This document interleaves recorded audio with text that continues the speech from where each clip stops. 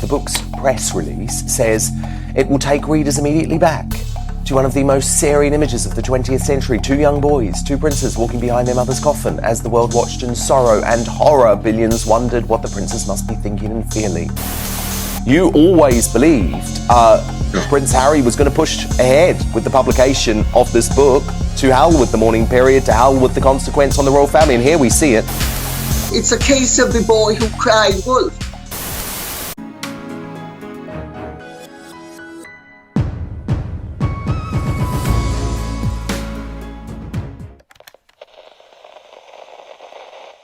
Hey everyone, and welcome back to Exposing SMG.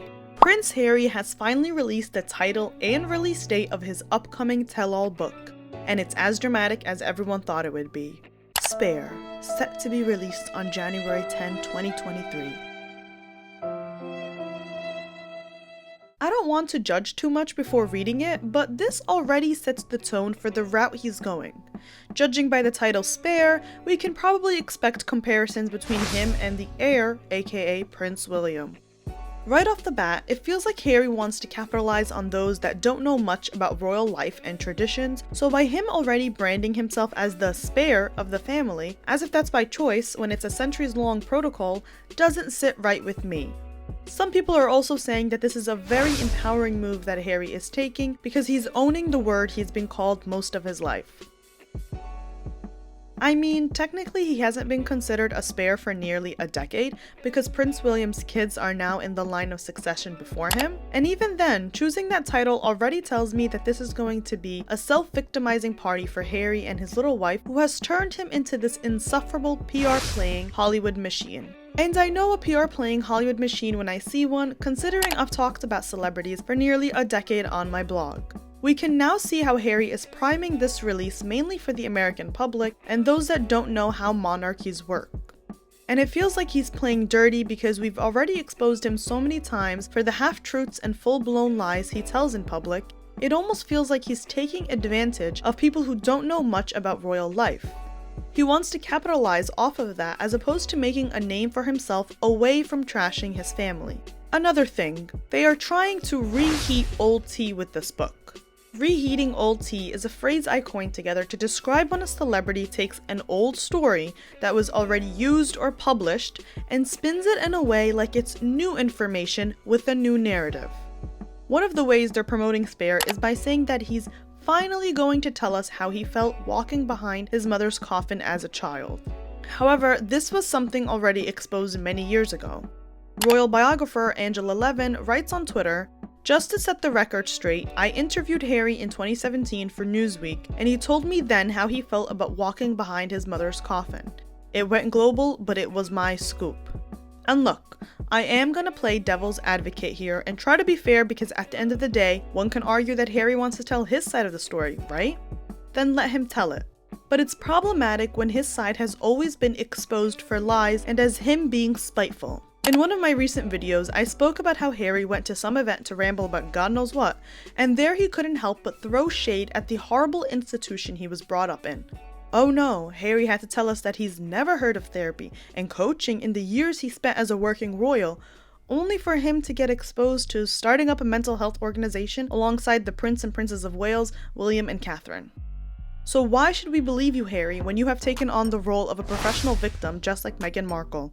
Both of them have become insufferable as all they've done trying to make a name for themselves in America is shit on the royal family and spread lies about their experiences. We just spoke about Meghan and what she had to say about her days on Deal or No Deal, only for so many people from that crew and cast to come out and say, that wasn't our experience. Why are you giving the show backlash now? That never happened. Like, enough. Fine, you left. You want to monetize your life. There is another way to go about it because now they just look like spoiled liars.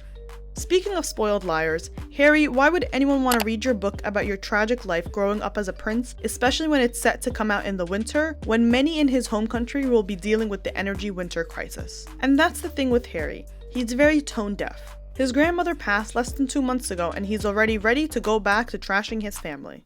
Piers Morgan writes, playing the victim, again, as he trashes his family, again, from his California mansion, all while playing the big privacy and humanitarian crusader. What a dickhead. Playing on the concept of the heir and the spare is Harry grasping at straws because he can't come to terms with the fact that he's not a victim. He was well protected all his life and he grew up very privileged, and his family made sure of that. His family also managed to wipe his negative press and image in the media. He grew up having lavish vacations and partying, and still, he touched the heartstrings of many because he was still very charitable and kind. But is this really where he wants to take his legacy? He's ruining all the good he's done and turning into this money-hungry Hollywood celebrity. And that's not a good thing. I've seen celebrities sell out their family to try to victimize themselves to the general public, to make a name for themselves, to grab those headlines, and to monetize a privileged life. It always backfires. On top of that, the heir and the spare is a centuries-old royal tradition.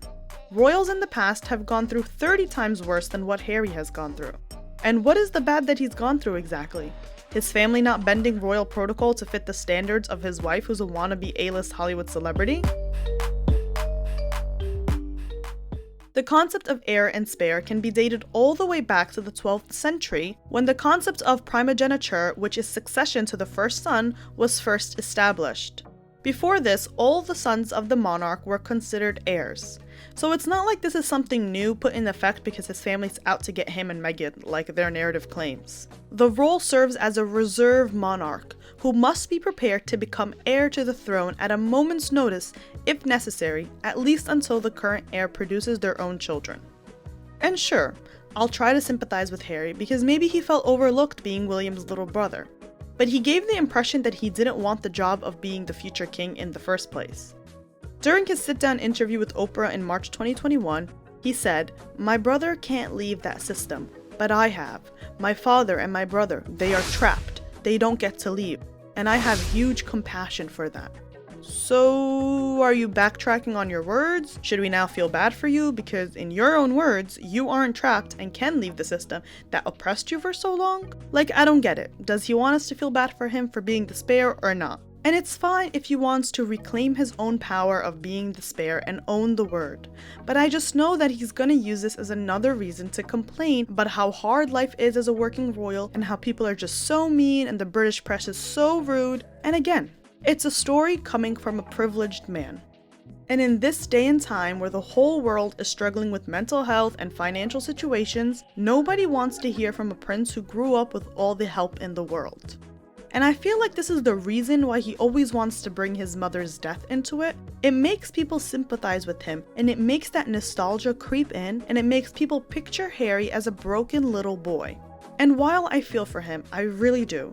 So many people have experienced grief so painful that it rocked their world. It's what you turn the pain into that matters. And what has Harry done with that pain? He gave power to Meghan to try to spin a lie that she's just like Diana, when Diana's own sisters couldn't see the resemblance that Harry tried to convince himself was there. He allowed his wife to play on the sad story of Diana just so people can like her more. Go see my video on that where I explain that a little bit more. Diana dedicated her life to charity and humanitarian work. Harry has dedicated himself to grasping at straws to maintain relevancy because his wife couldn't let go of the failed Hollywood dream she was trying to achieve. And at the same time, I feel like this book is once again going to be something he can't turn back on. It's like another Oprah interview tell-all. That didn't go so well, there was a lot of backlash, so why would you do it again?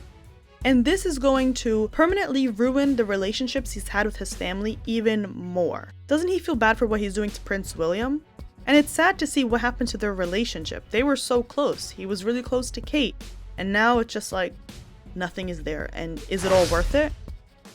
Anyway, you guys let me know. These are my thoughts on Harry's new book and where he's decided to take his life. Let me know yours in the comments down below.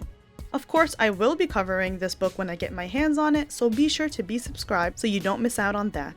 Like this video for more, follow us on our social media, and as always, I'll see you next time.